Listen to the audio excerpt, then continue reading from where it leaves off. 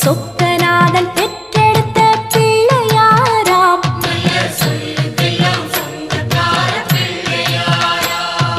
கைலாய மலைய விட்டு தெற்கே வந்தாராம்.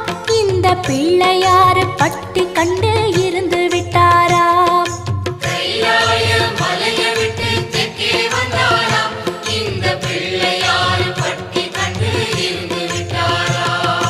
கணபதியார் வந்தாரம்மா, நம்ம உறவாக நின்னாரம்மா.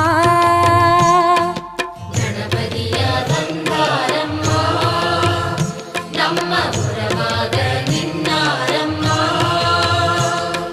சொக்க